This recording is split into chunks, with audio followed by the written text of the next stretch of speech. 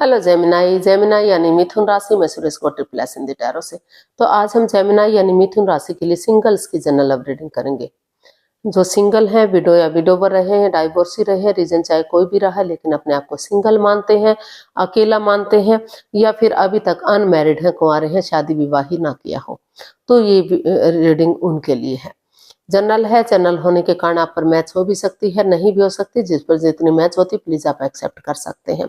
Sunshine, मूनसाइन या नाम राशि, जिसके साथ भी आपको जुड़ना अच्छा लगता है, देखना अच्छा लगता है, उसी के साथ आप इसे देख सकते हैं। अगर आप पर्सनल रीडिंग चाहते हैं तो नीचे डिस्क्रिप्शन बॉक्स में डिटेल्स दी गई है, वहां जाकर चेक कीजिएगा। कोई भी कंफ्यूजन, कोई भी डाउट होने पर व्हाट्सएप मैसेज के जरिए आप इसे क्लियर कर सकते हैं। ये रीडिंग जो है 28 दिसंबर 2025 से लेकर 4 जनवरी 2026 तक के लिए, यानी कि नए साल की शुरुआत तक के लिए ये वीडियो होगी। ये इसलिए नया साल आपको बहुत बहुत मुबारक हो। नया साल आपके लिए आपकी हर मनोकामना पूर्ण करने के लिए हो।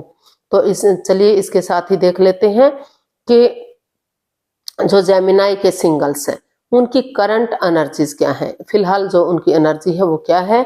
फिर देखेंगे कि अगर उनकी लाइफ में कोई नया पर्सन आ रहा है, चाहे भले ही वो उन्हें पहले से जानते हैं, फ्रेंड के रूप में, दोस्त के रूप में, बिजनेस पार्टनर के रूप में, जॉब पार्टनर के रूप में, या फिर किसी रिलेटिव के रूप में, किसी नेबर के रूप में, लेकिन लाइफ पार्टनर बनने आ रहा है, शादी विवाह के लिए आ रहा है, तो उसकी एनर्जी क्या रहेगी।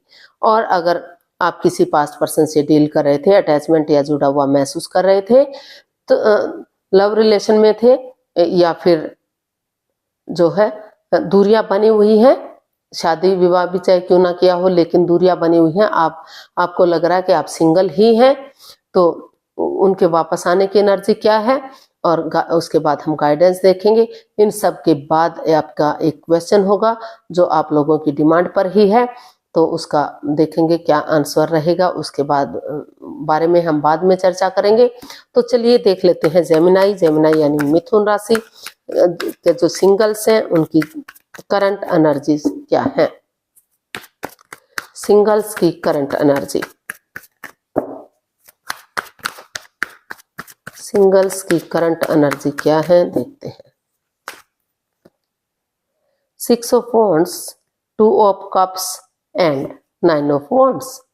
तो सिंगल्स जो आपकी करंट एनर्जी है जेमिनाई, आपको लग रहा है कि पास्ट में जो ये कार्ड हैं ये बता रहे हैं, 9 ऑफ वॉन्ड्स का कार्ड बता रहा है कि कहीं किसी ने आपको धोखा दिया है, या फिर आपने किसी को धोखा दिया है।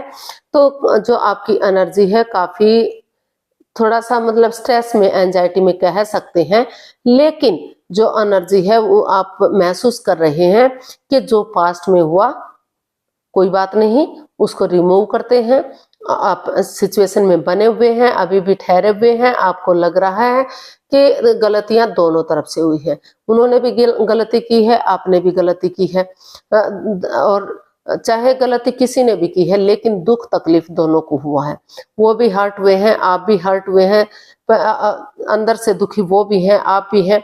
तो इसीलिए अभी भी आप पॉजिटिवली सिचुएशन में बने हुए हैं। अभी भी आपको लग रहा है कि सिचुएशन में बने रहना चाहिए।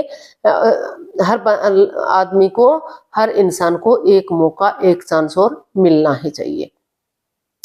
और आपकी जो एनर्जी है वो बता रही है कि चाहे अगर कोई थर्ड पार्टी में रहा है, या कोई तीसरा पर्सन इन्वॉल्व था जो रिश्ते में बाधाएं, दिक्कतें, दूरियां क्रिएट कर रहा था, तो आपकी जो एनर्जी है वो महसूस कर रही कि एक दूसरे से माफी मांग लेनी चाहिए, एक दूसरे को माफ कर देना चाहिए, ताकि फिर से एक अच्छे पेयर के रूप में, एक अच्छे जोड़े के रूप में रिश्ता उभर कर सामने आ सके और ग्रोथ, सक्सेस, प्रॉस्पेरिटी की तरफ आगे बढ़ सके। क्योंकि आपको लग रहा है कि जो बंदा या बंदी आपकी लाइफ में आ रहा था, तो आपकी जो एनर्जी है वो बता रही है कि अगर आप उसी बंदे या बंदी के साथ रिश्ता जोड़ते हैं तो काफी स्टेबल होगा, गॉर्जियस होगा, विक्टोरियस, सक्सेसफुल होगा, नेम और फेम के साथ चीजें आगे बढ़ेंगी। आपकी जो एनर्जी है काफी स्ट्रांग होगी, काफी मजबूत होगी, और आपकी लाइफ में खुशियां लेकर आएगी। तो जो नेगेटिव एनर्जी रही है आपकी उसको रिमूव करते हुए पॉजिटिविटी की तरफ आप बढ़ते हुए दिखाई दे रहे हैं, उन चीज़ों की तरफ बढ़ रहे हैं जो आपको खुशी के पल दे सकती है, आपकी एनर्जी को इन्हेंस कर सकती है। तो आपकी एनर्जी काफ़ी खुशी देने वाली दिखाई दे रही है। आप काफ़ी हैप्पी रहना चाहते हैं, खुश रहना चाहते हैं, रिश्तों को जोड़कर समेट कर रखना चाह रहे हैं। चाहे किसी ने जो भी परेशानी दी है, जिस चीज़ से आप की एनर्जी परेशानी वाली हो गई थी, लेकिन फिर भी आप चाहते हैं कि आप इन्हेंस करें चीज़ों को, अपनी एनर्जी को, और आप आगे बढ़ें। तो काफ़ी पॉजिटिविटी की तरफ आप बढ़ रहे हैं, काफ़ी एनर्जी आपका साथ दे रही है। आपको अंदर से फीलिंग महसूस हो रही है कि जो पास्ट में हुआ, जो नेगेटिव हुआ, नेगेटिविटी को रिमूव कर देना चाहिए, पॉजिटिविटी के साथ आगे बढ़ना चाहिए। अगर आप आगे बढ़ेंगे तो आप को ग्रोथ मिलेगी, सक्सेस मिलेगी, प्रॉस्पेरिटी मिलेगी और कामयाबी मिलेगी। तो इस एनर्जी के साथ आप पॉजिटिवली अभी भी चीज़ों को जोड़ने का सोच रहे हैं, आप अपनी एनर्जी को इनहेंस करने का सोच रहे हैं।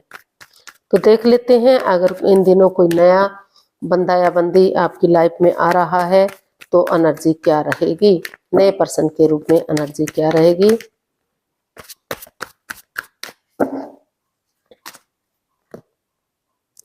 Judgement, 3 of wands and the moon.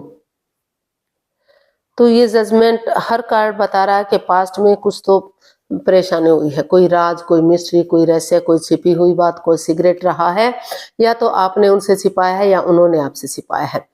तो लेकिन ये जजमेंट का कार्ड बता रहा है कि आप फिर से उसी बंदे या बंदी को एक्सेप्ट करना चाहते हैं, उसी के साथ उसी को अपना लाइफ पार्टनर बनाना चाहते हैं। हो सकता है जिस बंदे या बंदी पर आपका दिल आया है, जिसको आप अपना लाइफ पार्टनर बना रहे थे, तो वो किसी और के साथ इन्वॉल्व हो, वो किसी और से प्यार मोहब्बत करता हो, या फिर वो आपसे भी प्यार मोहब्बत करने का नाटक कर रहा हो, या आपसे भी प्यार मोहब्बत करता हो और किसी और के भी साथ इन्वॉल्व हो, या कोई तीसरा पर्सन है जो दोनों के बीच में मिसअंडरस्टैंडिंग भी पैदा कर सकता है। तो आपको लग रहा है कि अगर दोनों ने गलती की है तो आप डरे हुए हैं, चिंता में हैं आप या सामने वाला बंदा कि कहीं ये रिश्ता आपके हाथ से निकल ना जाए। तो इसीलिए आप अपने आप को हील कर रहे हैं ताकि नेगेटिविटी से को रिमूव कर सकें और जो ग्रहण सा लगा हुआ है उससे आप निजात पा सकें। और आप चाहते हैं कि चाहे गलती उन्होंने की है चाहे आपने की है, एक दूसरे से माफ़ी मांग लेनी चाहिए, एक दूसरे को माफ़ कर देना चाहिए और आगे बढ़ जाना चाहिए। गड़े मुर्दे नहीं उखाड़ने चाहिए, पुरानी बातों को जज करने नहीं बैठना चाहिए। पास्ट में जो हुआ उसको रिलीज करते हुए प्रेजेंट के साथ आगे बढ़ना चाहिए। जिस बंदे या बंदी को आप लाइफ पार्टनर के रूप में एक्सेप्ट करना चाहते हैं तो आप चाहते हैं कि उनके साथ उनसे एक दूसरे से माफ़ी मांग लेनी चाहिए और आगे बढ़ जाना चाहिए। फिर से जो है चीज़ें सही हो सकती हैं और लाइफ पार्टनर के रूप में एंट्री हो सकती है। तो आप एक बिगनिंग करने का सोच रहे हैं, एक शुरुआत करने का सोच रहे हैं ताकि वही बिगनिंग वही शुरुआत आगे जाकर आप का जो है रिश्तों में खुशियां ला सके और रिश्ते को जोड़ सके। कुछ केसेस में ये भी हो सकता है कि अभी आपको लग रहा है कि जिस बंदे या बंदी पर आपका दिल आया है वो किसी कोई राज कोई मिस्ट्री रखे हुए है, आपसे कुछ छिपा रहा है, आपके प्रति लॉयल नहीं है, तो उसे आपको अपने जॉब बिजनेस एडवेंचर की तरफ ध्यान देना चाहिए, उस रिश्ते की तरफ ध्यान ही नहीं देना चाहिए, उसको लेट गो कर देना चाहिए, उसको छोड़ देना चाहिए।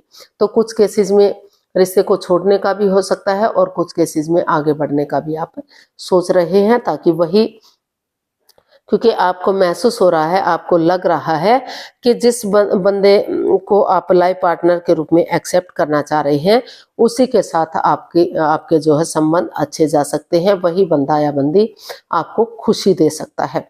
तो इसीलिए आपको लग रहा है कि जो अनबन हुई है, जो परेशानी प्रॉब्लम्स हुई है उनको ख़त्म करते हुए आगे बढ़ेंगे। तो जो है लाइफ पार्टनर के रूप में समय के साथ वक्त के साथ आगे बढ़ा जा सकता है।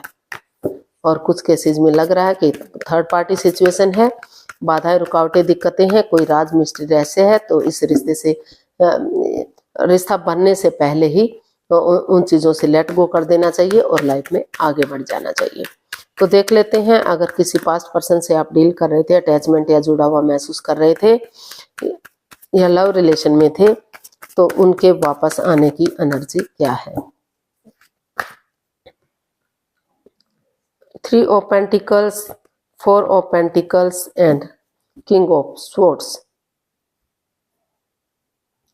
जी हाँ, जिस चीज को लेकर आप ओवर थिंक कर रहे थे, बातों को बढ़ा चढ़ा रहे थे, नेगेटिविटी को बढ़ावा दिया जा रहा था, आप या जो भी आपके पर्सन रहे, जो भी आपके पार्टनर रहे हैं, तो वहां आप टीम एफर्ट लगाने की कोशिश कर रहे हैं। आपको लग रहा है कि अगर आप ओवर थिंकिंग खत्म करते हैं, नेगेटिविटी को खत्म करते हैं, पॉजिटिवली समय के साथ फ्लो के साथ बढ़ते हैं, तो धीरे धीरे करके टीम एनर्जी डालेंगे, टीम एफर्ट लगाएंगे, तो ये रिश्ता एक फैमिली, एक परिवार बन सकता है। रिश्ते में खुशियां आ सकती हैं। इसलिए आप उनसे जो है क्लियरिटी चाहते हैं, क्लैरिटी के साथ आगे बढ़ना चाहते हैं। क्लियरिटी होगी, क्लियर कट कम्युनिकेशन होगा, खुलकर बातें होंगी, आमने सामने बातें होंगी, तो कोई भी कंफ्यूजन, कोई भी डाउट, कोई भी परेशानी नहीं रहेगी।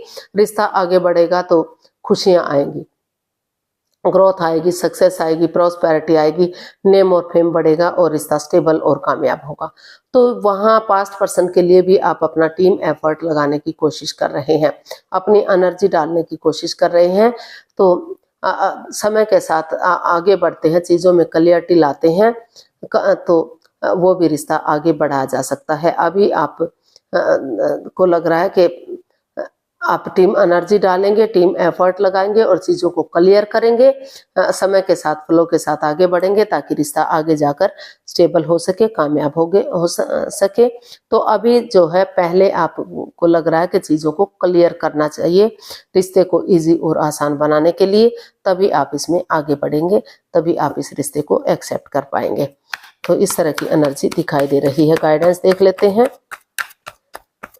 Over thinking, over control, over stress से बाहर आते हुए आप समय के साथ फ्लो के साथ चीज़ों को क्लियर करते हुए अपना एफर्ट, अपनी एनर्जी डालने का सोच रहे हैं, महसूस कर रहे हैं कि रिश्ता फिर से एक फैमिली, एक परिवार बनेगा, फिर से रिश्ते में खुशियां आएंगी। तो पास्ट पर्सन के लिए भी आप या सामने वाला रेडी है चीज़ों को सही करने के लिए, और नए पर्सन के लिए भी आप जो राज, जो मिस्ट्री, जो रहस्य रहा है, उन चीज़ों को पास्ट में ही छोड़ते हुए कुछ केसेस में आगे बढ़ने का सोच रहे हैं। रियूनियन, रिकॉन्सिलेशन चाहते हैं। जो रिश्तों में दूरियां आ गई थी, आप अपने आप को सिंगल मानने लग गए थे, और कुछ केसेस में एक दूसरे से माफ़ी मांगेंगे, एक दूसरे को माफ़ करेंगे, क्योंकि उनको लग रहा है कि इसमें कोई तीसरा पर्सन भी इन्वॉल्व है, कोई थर्ड पार्टी भी है। इस रिश्ते से रिमूव कर देते हैं, इस रिश्ते से निकल जाते हैं और अपनी लाइफ में आगे बढ़ते हैं। तो गाइडेंस देख लेते हैं, यूनिवर्स की तरफ से क्या मैसेज या गाइडेंस रहेगा।